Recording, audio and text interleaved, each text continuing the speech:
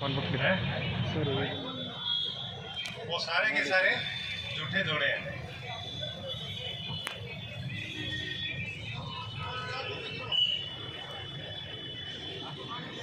और मेरे से ज्यादा जो काम करते हैं वो आप लोग करते हो। मेरे को तो टाइम ही नहीं मिलता, कौन कितना कर पाते हैं। और बहुत सारे लोग हैं जिन्होंने ये काम किया है और नाम किसी का हो जाता है, ये भी गलत बात है। ठीक है, काम कोई करता है, नाम किसी का हो जाता है, ये भी गलत बात है।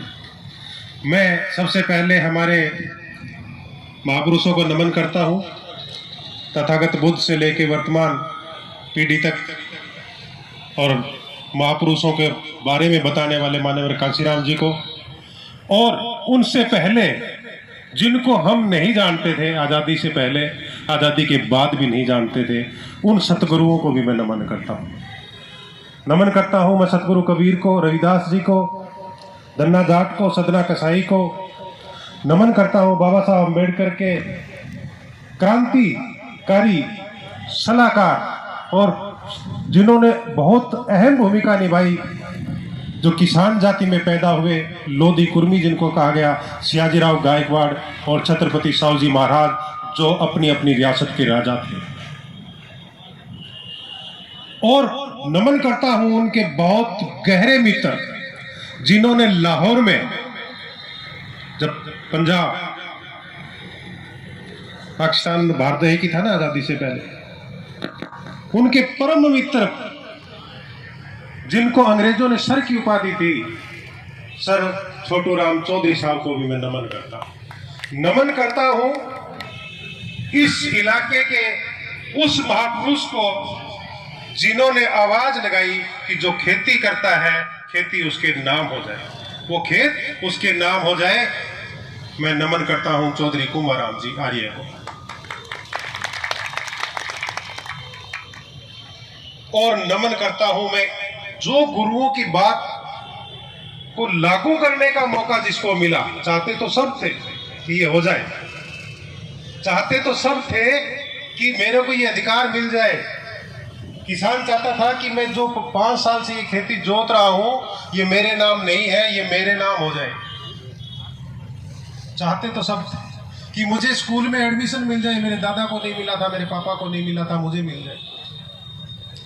वो किसान, वो सारे, कोई भी, उस राजपूत समाज को भी, ब्राह्मण समाज को भी, बनिया समाज को भी वो अधिकार दिए गए जिनको वो अधिकार रियासत काल में उपलब्ध नहीं थे। जब इस देश में रियासतें राज करती थी तो उनको भी वो अधिकार नहीं थे जो केवल राजा महाराजाओं के थे। कि एक राजा राजपूत हो गया या एक राजा धौलपुर से, भरतपुर से जाट समाज का हो गया, इसका मतलब ये नहीं था कि सारे राजपूतों का भला हो गया या सारे जाट समाज का भला हो गया। ऐसा नहीं था। था क्या सब राजपूत समाज, आप देख लो थोड़े दिन पहले इनकी क्या समाज की क्या हालात थी, कितने पिछड़े थे, कितने बैकवर्ड थे, कितने गरीब थे, तब भी है। लेकिन आजादी से पहले रियासत काल में सबको सब जैसे अधिकार नहीं थे। और जैसे ही संविधान सभा 1946 में बनी और देश की आजादी की बात आई और संविधान लिखने की बात आई और संविधान लिखने का मौका जिस व्यक्ति को मिला, तो उस व्यक्ति ने सब के लिए लिख डाला। क्या लिख डाला? क्या लिख डाला? पहले अधिकार मिलते थे। जो साथी बाहर खड़े हैं उनसे निवेदन है कि वो कृपया पंडाल में बैठे। एक बार सबकी एक सामूहिक रूप से एक फोटो लेनी है, एक तस्वीर लेनी है। उनसे निवेदन है कि वो एक बार आ जाए, अंदर आ जाए, अंदर आ जाए।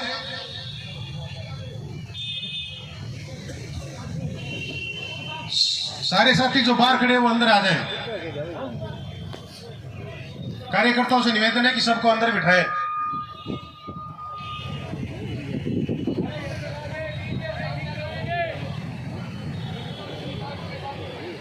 सभी साथी अंदर आ जाए। मेरा निवेदन ये है कि क्या बाबा साहब अंबेडकर का ठेका केवल शेड्यूल कास्ट ने ले रखा है? जबकि भारतीय संविधान यह कहता है कि भारत का जब संविधान लिखा गया तो संविधान सभा में 379 मेंबर थे और 379 मेंबर में से एक मेंबर डॉक्टर अम्बेडकर भारत का संविधान लिख रहे थे तो 388 क्या कर रहे थे? क्या डॉक्टर अम्बेडकर इतने पावरफुल थे कि उन लोगों ने उनको टोका नहीं और मर्जी आया और वो दलितों के लिए, किसानों के लिए लिख दिया और उन्होंने मान लिया? ऐसा नहीं था। बाबा साहब अम्बेडकर ने जो अधिकार दिलाए हैं वो तो हम ले ही नहीं पाए हैं, वो हमें तो मिले ही नहीं है। और बाबा साहब अम्बेडकर के संविधान की यदि सबसे ज्यादा किसी ने फायदा उठाया है तो वो जिसको भारत में अपर कास्ट कहा जाता है, ब्राह्मण क्षत्रिय वैश्य कहा जाता है, जिनको बड़े उच्च लेवल पे हम मानते हैं कि ये उच्च श्रेणी के लोग या उच्च जातीय लोग हैं, उनको समझ में आया है भारत का संविधान है, उनको समझ में आया है। जो लोग अपने शास्त्रों के अनुसार अपनी बहन बेटी को पढ़ने लिखने का अधिकार नहीं मिला हुआ था शास्त्रों के अनुसार, उन लोगों ने शास्त्रों की बात को मानने से इनकार कर दिया और भारत के संविधान को बात मानी और अपनी बच्चियों को स्कूल भेजा कि नहीं भेजा? बाबा साहब अम्बेडकर की बात को किसने माना? ब्राह्मण समाज ने माना। भारत में हमारे एक धर्म में ऐसा भी व्यवस्था है कि यदि औरत कोई विधवा हो जाती है तो उसको सफेद साड़ी पहनाकर एक कोने में बिठा दिया जाता है और उसको अधिकारों से वंचित कर दिया जाता है। और घर में जब शुभ कार्य होता है तो उस शुभ कार्य में वो औरत शामिल नहीं हो सकती, धार्मिक व्यवस्था। लेकिन इस संविधान ने उस औरत को इतना बड़ा अधिकार दिया कि इस एक देश की एक विधवा औरत वो भी आगे चलकर इस देश की प्रधानमंत्री बन गई। बनी कि नहीं बनी? इसका मतलब क्या? जब संविधान सभा में वोटिंग पावर की बात आई, वोट डाले, बिल पेश होते थे, आप जानते हैं ना आर्टिकल, संविधान में article 1 number 2 number 3 number 4 number. एक आदमी ऐसा भी आया बिल लेकर कि वोट डालने का अधिकार केवल उन लोगों को मिलना चाहिए जो 10वीं पास हो, या जिसने 10 बीघा जमीन हो, या जिसके नाम 10,000 रुपए की FDR बैंक में हो, उसको वोट डालने का अधिकार मिलना चाहिए। तो उस समय कितने लोग थे 10वीं पास? सारे ब्राह्मण 10वीं पास नहीं थे, गिने चुने थे। सारे राजपूत क्षत्रिय 10वीं पास नहीं थे, सारे बनिए भी नहीं थे, और सबके नाम 10 बीघा जमीन नहीं थी। और आप अपने दादा से पूछना, नौजवान साथी है, कि दादाजी आपके नाम जमीन कब हुई थी? यहाँ पे पटवारी बैठे होंगे, कोई ग्राम सेवक बैठे होंगे, और भी बहुत सारे साथी जानते हैं। पूछना कि आपके नाम जमीन कब अलॉट हुई थी, या कब आपके नामांतरण, आपके नाम कब हुई? किसानों को भी ध्यान दें, कब हुई? 1955 से पहले आपके दादा के नाम या आपके पिता के नाम जमीन नहीं थी। ये जमीन गवर्नमेंट की थी, राजा रजवाड़ा की थी। और राजस्थान, भारतीय संविधान ने राज्यों को अधिकार दिया कि टेनेंसी एक्ट बनाया जाए। राजस्थान टेनेंसी एक्ट 1955 बना, और 1955 के बाद हमारे नाम जमीन हुई। उससे पहले हमारे नाम जमीन नहीं थी। एक व्यक्ति 10 बीघा जमीन तैयार करता, 5 साल तक उसको जोतता, और फिर आदेश होता कि 20 जमीन को तुम छोड़ दो, अब इधर वाली बालो, इधर वाली में खेती कर लो, पूर्व वाली छोड़ दो, पश्चिम में चले जाओ। वो उसकी संवारी हुई जमीन किसी दूसरे को दे दी जाती थी और वो दूसरी जगह जाके खेती करता था।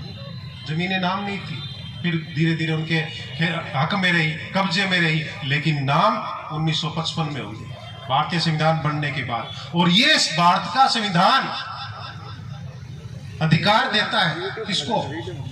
भारत के नागरिक को। किस प्रकार देता है कि जमीन जोतने की जो बात आई, खेती करने की बात आई, उससे पहले वोटिंग पावर की बात आई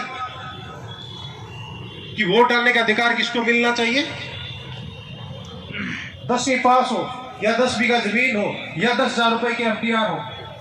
बाबा साहब अम्बेडकर अड़ गए, 3 दिन तक ऑफिस नहीं गए। ये कोई बात हुई? आप तो सब लोगों को वंचित कर रहे हो। चंद लोगों को इस देश की सरकार चलाने के लिए चुनना चाहते हो। कुछ लोग इस देश पे जो है वो चुने और कुछ लोग इस देश पे राज करें। इसका मतलब लोकतंत्र तो आया ही नहीं। काहे की आजादी है? बाबा साहब अड़ गए कि नहीं, 10वीं पास हर कोई ब्राह्मण, हर कोई क्षत्रिय, हर कोई वैश्य, और हर कोई किसान, हर कोई दलित और मुस्लिम या सिख है, वो नहीं है। 10 बीघा जमीन भी सबके नाम नहीं है, 10,000 रुपए के FDR भी सबके नहीं है। बाबा साहब ने आखिर में अड़ गए और कहा कि जिसकी उम्र 21 साल है उसको ये वोट डालने का अधिकार दिया जाता है। वोट डालने का अधिकार या आज ब्राह्मण समाज के या किसी भी समाज को मिला हुआ है, तो भारत का संविधान ने क्या दिया? भारत के संविधान ने सबसे ज्यादा दो बातों पे जोर दिया। भारत का नागरिक शब्द का इस्तेमाल भारत में पहली बार हुआ अधिकारों के लिए। नागरिक होना ही काफी है, भारत का नागरिक होना ही काफी है। यदि भारत का कोई नागरिक है तो उसको सारे अधिकार दिए जाते हैं। उसके लिए राजा होना जरूरी नहीं है, उसके लिए 10वीं पास होना जरूरी नहीं है, उसके लिए 10,000 रुपए की बैंक के एफडीआर होनी जरूरी नहीं है, उसके लिए 10 बीघा जमीन होनी जरूरी नहीं है। केवल भारत का नागरिक है तो वो सारे के सारे अधिकार उसको दिए जाते हैं। भारत के नागरिक को सब दिया गया। दूसरा, अवसर की समानता।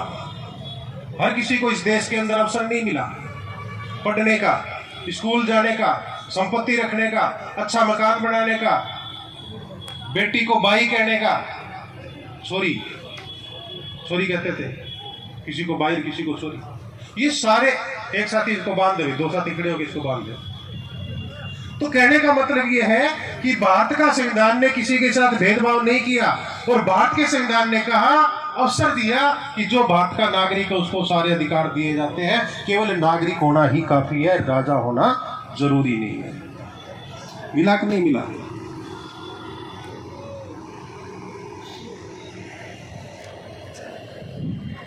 चौधरी कुंभाराम जी चाहते थे कि जो खेती करता है, इतने सालों से खेती करता है लेकिन खेत उसके नाम नहीं हो रहा है, ये मिलना चाहिए। सर छोटू राम चौधरी साहब चाहते थे कि जो खेती कर रहा है उसके नाम होनी चाहिए।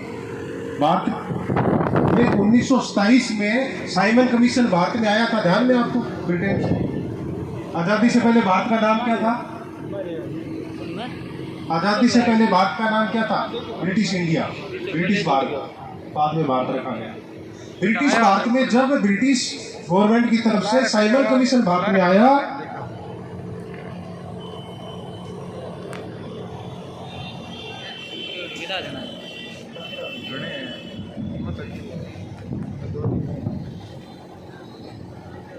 साइमन कमीशन भारत में आया तो बहकाया गया जनता को कि वो काले कानून थोपने के लिए भारत में आ रहा है।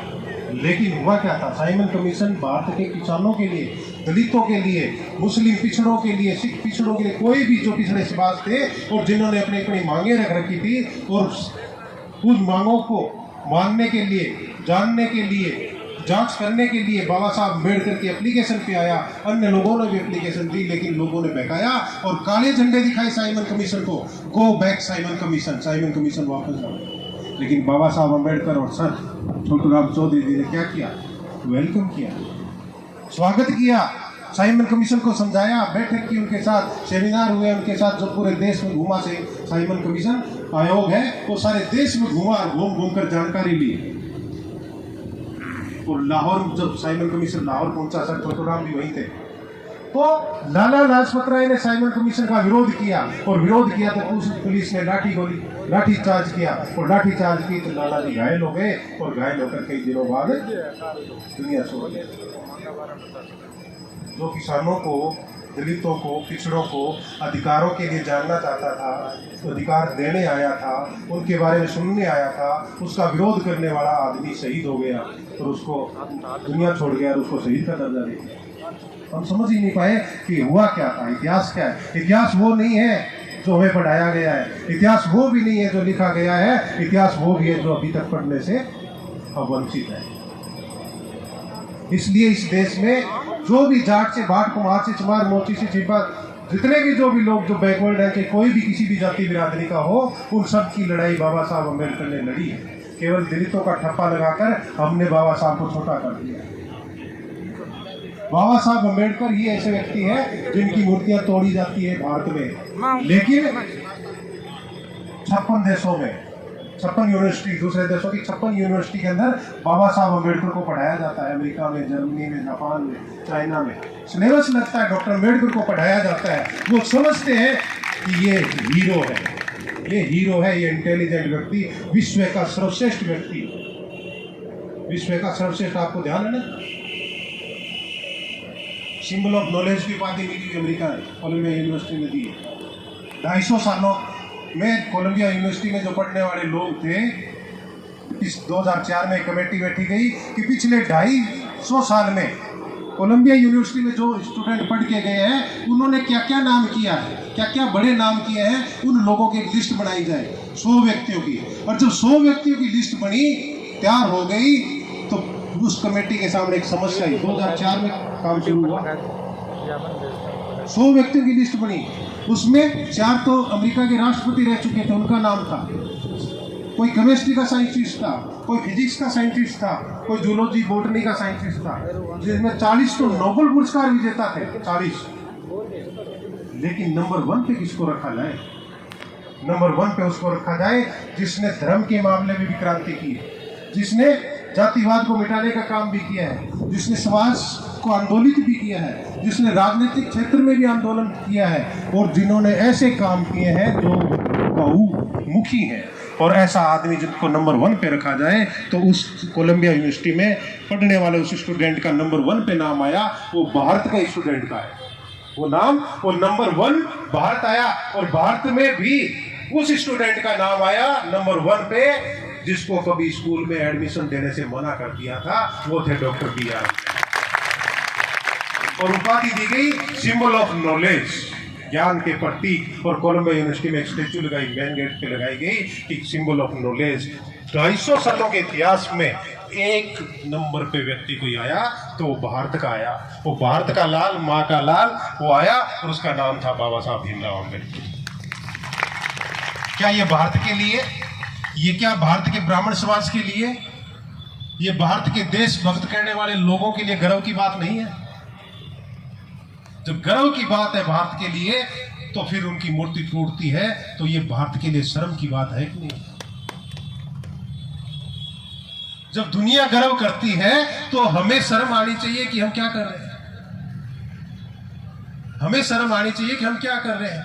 बस आजकल व्हाट्सएप यूनिवर्सिटी में चल गया, डॉक्टर अम्बेडकर तो दलितों का, अरे दलितों का नहीं, 389 मेंबर थे और 388 हाथ में चूड़ी पहन कर नहीं बैठे थे कि डॉक्टर अम्बेडकर जो चाहे वो लिख दे और संविधान में लागू हो जाए। नो, ऐसा नहीं था। सबकी सहमति थी, सबको अधिकार दिए गए थे, तब जाके उन्होंने दलितों के थोड़े बहुत आरक्षण पर बात हुई और राजी हुए।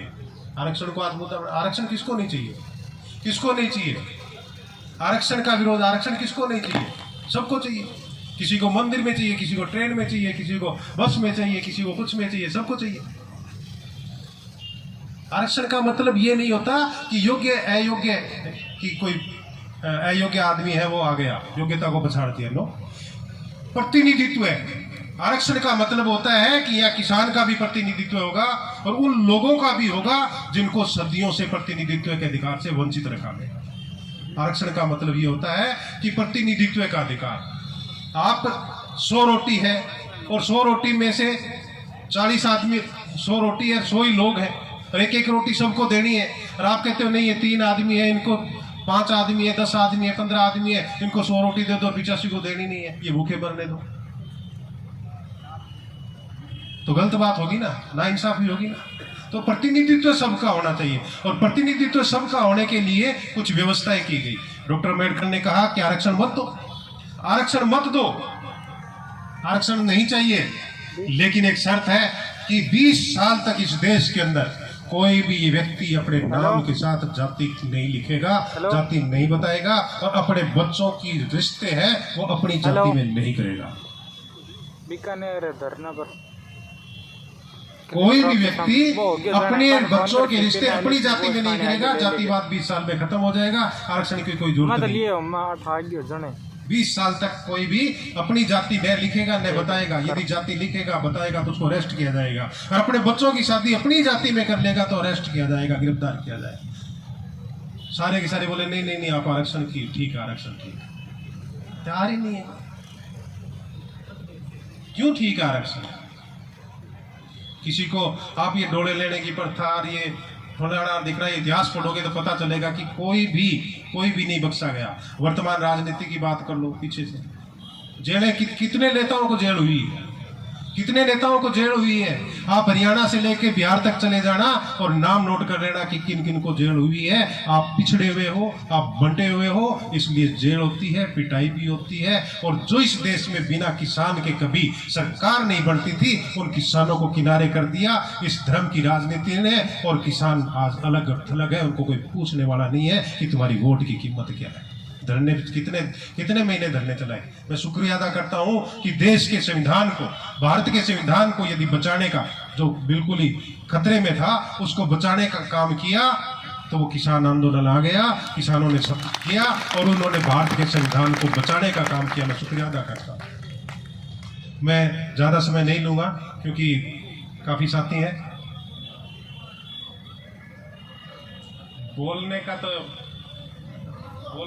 बोलने के बहुत सारे साथी हैं, तो मैं मेरी बात को यहीं समाप्त करता हूं। सभी का धन्यवाद। जय भीम, जय भारत। और हम इंद्र कुमार को आज श्रद्धांजलि देने के लिए इकट्ठे हुए, आप सभी साथी पहुंचे, धन्यवाद। जय भीम, जय भारत। सम्मानित साथियों, आप लोगों के समक्ष दीवान साहब से बहुत ही विस्तार से अपनी बात रखी। हमारे बीच राजस्थान अंबेडकर शिक्षक संघ के जिलाध्यक्ष, हमारे संघर्षशील साथी भंवरलाल जी पडियार, जो सैकड़ों शिक्षकों के साथ हमारे इस आंदोलन को सफल बनाने के लिए आए हैं। संघर्ष समिति उनका तहे दिल से हार्दिक आभार व्यक्त करती है, उनका अभिनंदन करती है और भंवरलाल जी से आग्रह भी करती है कि वो मंच पे आके अपना स्थान ग्रहण करें। भंवरलाल जी पडियार।